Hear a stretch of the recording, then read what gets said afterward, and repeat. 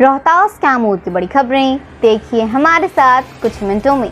सत्य vision news पर खबरें सीधे आपके शहर गांव द्वार से बिल्कुल एक अलग अंदाज में। समाचार शुरू करने से पहले पिछले न्यूज बुलेटिन में पूछे गए सवाल, बिहार के डीजीपी यानी डायरेक्टर जनरल ऑफ पुलिस का क्या नाम है, जिसका सही जवाब है option number A Gupteshwar Pandey और सही जवाब दिया है यांकी लोहिया, अनमोल पुष्कर, सुनील कुमार वर्मा, तबशीर अहमद, संदीप राजा, जय महाकाल, मांडवी चतुर्वेदी और दानिश अली ने। आज भी न्यूज के अंत में आज दिखाए गए न्यूज से जुड़ा हुआ एक सवाल होगा, जिसका देना है आपको कमेंट बॉक्स में जवाब। सही जवाब देने वालों का हम अपने अगले न्यूज बुलेटिन में शामिल करेंगे नाम। साथ ही हम अपने गिव अवे प्रोग्राम के माध्यम से उन्हें सम्मानित भी करेंगे। तो आइए देखें जिले का मुख्य समाचार। 4,98,000 घरों में से 121 लोगों में ही मिले सर्दी खांसी के लक्षण। राज्य सरकार के निर्देशानुसार कराया गया था व्यापक सर्वे। राज्य सरकार के निर्देश पर कराया गया कोविड-19 हाउस टू हाउस व्यापक सर्वे पूरा हो गया है। 20 दिन से हाउस होल्ड सर्वे का काम चल रहा था। रोहतास जिले में यह सर्वे शुक्रवार को पूरा हो गया। शनिवार को सर्वे की रिपोर्ट भी जारी कर दी गई। इस रिपोर्ट में बताया गया है कि जिले में 4,98,000 से अधिक घरों में 20 दिनों तक सर्वे कराया गया, जिसमें सर्दी खांसी बुखार वाले मात्र 121 मामले मिले हैं। राज्य सरकार भले ही सर्वे रिपोर्ट पर अपनी पीठ थपथपा रही हो, लेकिन 28 लाख से अधिक लोगों में से इतने कम मामलों पर सवाल उठने लगे हैं। यह सर्वेक्षण कार्य गत 18 अप्रैल को शुरू हुआ था। 20 अप्रैल तक चले सर्वे में जिले के सभी 245 पंचायतों में हाउस टू हाउस सर्वे कराया गया। 2 सदस्यीय team door to door survey में शामिल रही थी। राजस्थान से लौटे प्रवासियों की अस्पताल में नहीं हुई जांच। खुद रोहतास प्राथमिक स्वास्थ्य केंद्र पहुंचे थे राजस्थान से लौटे प्रवासी कामगार मजदूर वापस लौटे अपने गांव। कहा, रोहतास प्राथमिक स्वास्थ्य केंद्र में घंटों बैठने के बावजूद नहीं हुई स्वास्थ्य जांच। रोहतास प्रखंड क्षेत्र में शनिवार को प्राथमिक स्वास्थ्य केंद्र पर 1 दर्जन की संख्या में राजस्थान से आए प्रवासी अपनी स्वास्थ्य जांच कराने के लिए पहुंचे, परंतु घंटों बैठे रहने के बाद एवं संबंधित अधिकारियों से फोन पर बात करने के बावजूद जांच नहीं हो पाई और वे निराश होकर अपने गांव लौट गए। ज्ञात हो कि देश कोरोना वायरस के संक्रमण की चपेट में है।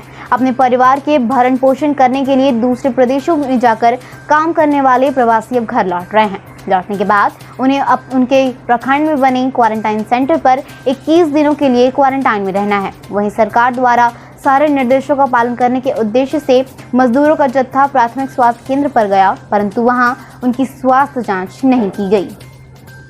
रोहतास प्रखंड में क्वारंटाइन हुए मजदूर बोले, हमसे की गई मारपीट, खराब खाना व कुव्यवस्था को लेकर जता रहे थे विरोध। वायरल किया था मिले खाने का वीडियो। तुम्बा स्थित क्वारंटाइन सेंटर पर कोटा से आए मजदूरों को स्थानीय प्रशासन द्वारा क्वारंटाइन करने के पश्चात मजदूरों ने बीती रात खाना एवं व्यवस्था को लेकर विरोध कर हंगामा किया। रात में मिले खाने का वीडियो बनाकर वायरल किया गया था। शनिवार की सुबह कोटा से आए क्वारंटाइन हुए युवकों के परिजनों के द्वारा पुलिस प्रशासन पर मारपीट का आरोप लगाया गया है। तुम्बा निवासी प्यारी कुंवरी ने बताया कि मेरे बेटे के साथ मारपीट कर उसे दूसरे क्वारंटाइन सेंटर में ले जाया गया है। वहीं जुखाम राम की पत्नी राजा की मां ने बताया कि मेरे पुत्र से मोबाइल छीनकर उसे दूसरे क्वारंटाइन सेंटर में भेजा गया है। वहीं प्रखंड विकास पदाधिकारी ने सफाई देते हुए कहा कि सभी केंद्रों पर सीसीटीवी कैमरे लगे हैं और सारे क्रियाकलाप सीसीटीवी कैमरे में कैद हो रहे हैं। गर्मी की शुरुआत में ही सूखे हैंडपंप, नल जल का पानी का भी बना रह गया सपना। नोखा प्रखंड के नोखा पश्चिमी के कई गाँवों का पानी का लेयर नीचे जाने की वजह से कई गाँव के चापाकलों ने पानी देना बंद कर दिया है। एक तरफ कोरोना वायरस को लेकर सभी जूझ रहे हैं, किसी को अपना भोजन सामग्री जुटाने में प्रॉब्लम हो रही है तो किसी तरह वो अपना जीविकोपार्जन कर रहे हैं। अब सबसे बड़ी आफत पानी की हो गई है।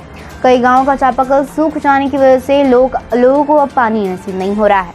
ग्रामीणों का कहना है कि क्षेत्र में पीपरमेंट की खेती सबसे अधिक होती है और पीपरमेंट काफ़ी पानी सोखता है, जिसकी वजह से उन्हें परेशानी का सामना करना पड़ रहा है।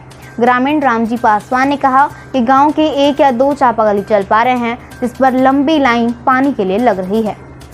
कोरोना के डर के बीच लोग कर रहे हैं दुकानदारी, लेकिन छाई हुई है मंदी। बारी बारी ही सही, लेकिन दुकानें खुलने लगी हैं। कोरोना काल में यह नया अनुभव बाजार को पहली बार हो रहा है। लॉकडाउन के कारण बाजार चौपट है, धंधा एकदम मंदा हो गया है। कारण है बाजार में पैसे की उपलब्धता काफ़ी कम हो गई है। लोग ठप पड़े यातायात की वजह से बाजार नहीं आ पा रहे हैं और बाजार की गति इसी आवागमन पर निर्भर करती है। शुक्रवार से बाजार खुल रहा है, ग्राहक बहुत ही ज़रूरी सामानों को ही खरीद रहे हैं। कई लोगों का कहना है कि जो धन जमा था समाप्त हो चला है और ऐसे में ये भी निश्चित नहीं है कि लॉकडाउन कब तक चलेगा।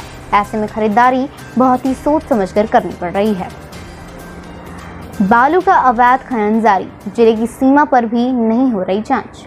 रोहतास जिले में एक बार फिर बालू का अवैध खनन एवं परिवहन बड़े पैमाने पर शुरू हो चुका है।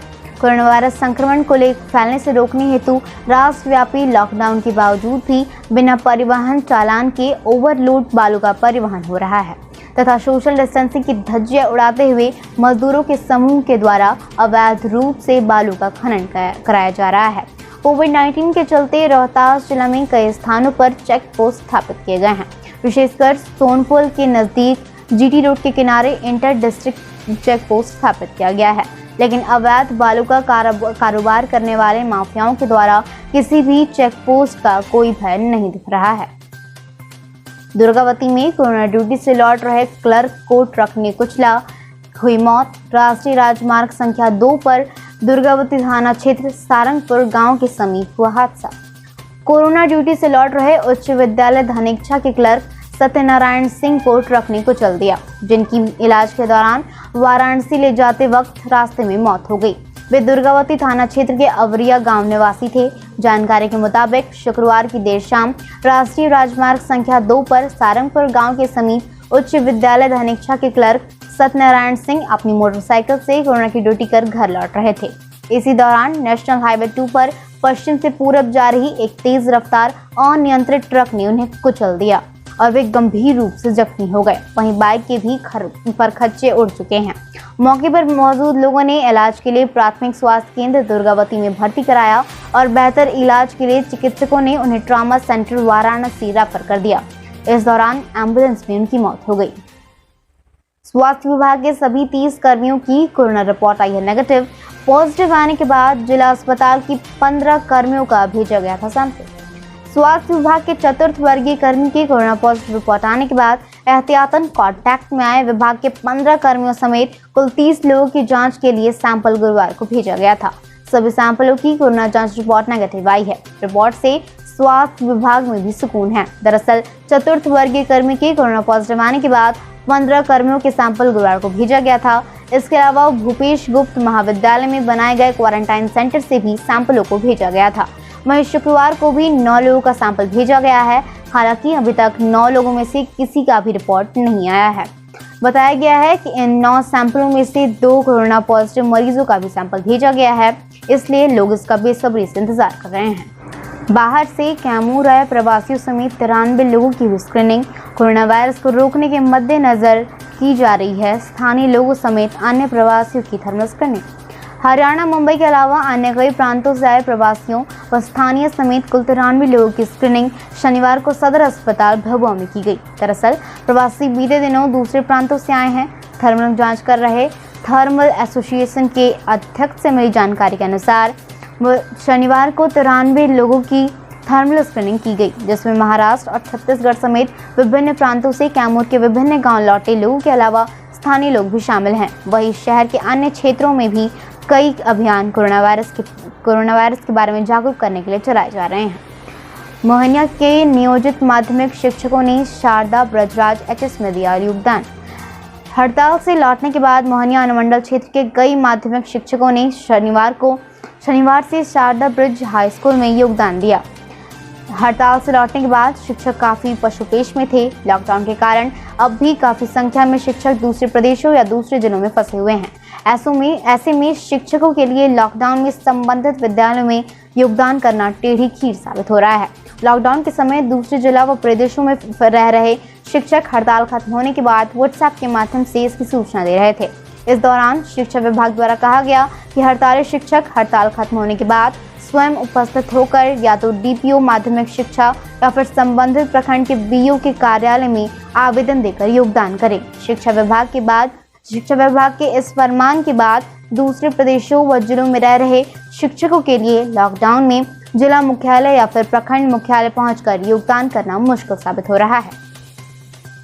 कैमूर में 131 वार्डों में नल जल योजना का काम अधूरा, 15 जून तक का है अल्टीमेटम। सभी प्रखंड विकास पदाधिकारियों को नोटिस जारी। चांद के 32 तो वहीं मोहनिया के 29 वार्डों में काम अभी भी बाकी। पंचायती राज विभाग के अंतर्गत जिले के 131 वार्डों में नल जल योजना का काम अधूरा है। इन वार्डों में 15 जून तक नल जल योजना को पूरा करने का अल्टीमेटम सभी प्रखंड विकास पदाधिकारियों को दिया गया है। इस मामले में जिला पंचायती राज पदाधिकारी ने सभी बीडीओ को पत्र जारी करते हुए कहा कि 15 जून तक सभी पीआरडी वार्ड में मुख्यमंत्री ग्रामीण पेयजल निश्चय योजना का काम पूरा होना चाहिए। पंचायती राज विभाग के प्रधान सचिव से प्राप्त निर्देश के आलोक में मुख्यमंत्री पेयजल निश्चय योजना के तहत ली गई योजनाओं को निर्धारित लक्ष्य के विरुद्ध 15 जून तक पूर्ण किया जाना है। कुदरा प्रखंड कार्यालय पर आमजन से आवेदन लेने के लिए लगाई गई शिकायत पेटी। 24 घंटे के बाद निकाली जाएगी जन शिकायत पेटी से आवेदन। कुदरा प्रखंड मुख्यालय पर वैश्विक महामारी कोरोना वायरस जैसी महामारी से बचाव को लेकर आमजन से आवेदन लेने के लिए जन शिकायत पेटी लगाई गई है। इस सुविधा की शुरुआत सरकारी कर्मियों एवं जनता की सुरक्षा के दृष्टिकोण से की गई है। लगाई गई शिकायत पेटी का प्रखंड मुख्यालय कुदरा के मुख्य गेट पर है। बताया गया कि किसी भी आम जनता से जुड़े समस्यात्मक जन शिकायत का आवेदन लिया जाएगा। विशाखापट्टनम में फंसे मजदूरों को घर लाने की लगाई गई गुहार। कोरोना वायरस जैसी महामारी को लेकर पूरे देश में लॉकडाउन है। इस लॉकडाउन में यातायात का साधन नहीं है और कंपनी बंद होने से कई मजदूर भूखमरी के कगार पर पहुंच चुके हैं। अभी कई मजदूर दूसरे राज्यों में फंसे हैं जिनको अपने गांव आना जरूरी हो गया है। रोहतास के मजदूर विशाखापट्टनम के अजीतपुर केवीएस कंस्ट्रक्शन कंपनी में काम करते थे। लॉकडाउन के बाद उनकी कंपनी बंद होने के कारण वे बेरोजगार हो चुके हैं, जबकि केंद्र सरकार का निर्देश था कि कंपनी द्वारा उनको वेतन दिया जाए, लेकिन ना तो उन्हें वेतन मिल रहा है न ही सरकार द्वारा राहत सामग्री, जिसके कारण वे कई दिनों से किसी तरह गुजर बसर कर रहे हैं। भलुही गांव में फायरिंग व हत्याकांड के 3 आरोपियों समेत 4 हुए गिरफ्तार, 2 अभी भी फरार। मोहनिया थाना क्षेत्र के भलुही गांव में गत दिनों रास्ते के विवाद को लेकर 2 पक्षों में हुई गोलीबारी की घटना के 5 नामजद आरोपितों में से 3 को पुलिस ने गिरफ्तार कर लिया है। इनमें से 2 अभी भी फरार हैं, जिनकी गिरफ्तारी के लिए पुलिस लगातार छापेमारी कर रही है। पुलिस ने आरोपितों की निशानदेही पर उनके घर से एक देसी कट्टा भी बरामद कर लिया है, जबकि उनको शरण देने वाला एक आरोपी ही देसी राइफल के साथ गिरफ्तार किया गया है। विदित हो कि मोहनिया थाना क्षेत्र के भलुही गांव में रास्ते के विवाद को लेकर 2 पक्षों में गोलीबारी की घटना में 2 लोग बुरी तरह से जख्मी हो गए थे। वहीं एक व्यक्ति सत्येंद्र यादव की मौत हो गई थी। कम वेतन मिलने से फार्मासिस्ट में आक्रोश व्याप्त। एसोसिएशन की जिला इकाई ने जताया रोष। आरबीएसके में कार्यरत फार्मासिस्ट एवं एएनएम ने कम वेतन मिलने के कारण सरकार के प्रति अपना आक्रोश जताया है। इस मामले में अखिल भारतीय फार्मासिस्ट एसोसिएशन की जिला इकाई ने प्रेस विज्ञप्ति जारी करते हुए कहा कि फार्मासिस्ट एवं एएनएम के वेतन विसंगतियों को लेकर सरकार को पत्र, mail, social sites, Twitter handle के माध्यम से कई बार जानकारी दी गई। इसके बावजूद बिहार सरकार द्वारा न तो कुछ विचार किया गया, न ही कोई कार्रवाई की गई, जो बहुत ही खेदजनक है। कोविड-19 जैसी महामारी में देश का हर इलाका जूझ रहा है और ऐसे वक्त में आरबीएसके के फार्मासिस्ट एवं एएनएम 24 घंटे सेवा दे रहे हैं। फिलहाल आज के समाचार बुलेटिन में खबरों के साथ इतना ही। आपका दिन मंगलमय हो।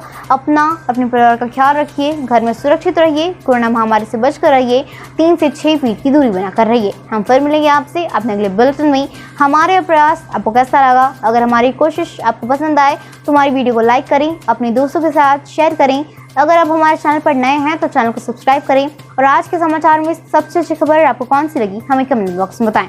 और अब आज का सवाल आज के समाचार में सही है। हमारे सवाल का आप कमेंट बॉक्स में जवाब दीजिए। अगर आपका जवाब सही हुआ तो हम अपने अगले न्यूज़ बुलेटिन में आपका नाम शामिल करेंगे। साथ ही हम अपने गिव अवे प्रोग्राम के माध्यम से आपको सम्मानित भी करेंगे। तो आज का सवाल है, किस प्रखंड में आमजनों से आवेदन लेने के लिए शिकायत पेटी लगाई गई है? ऑप्शन नंबर ए कुदरा प्रखंड, ऑप्शन नंबर बी रोहतास प्रखंड। अपना जवाब हमें कमेंट बॉक्स में बताएं, हमारा हौसला बढ़ाएं। नमस्कार, आदाब, सत श्री अकाल।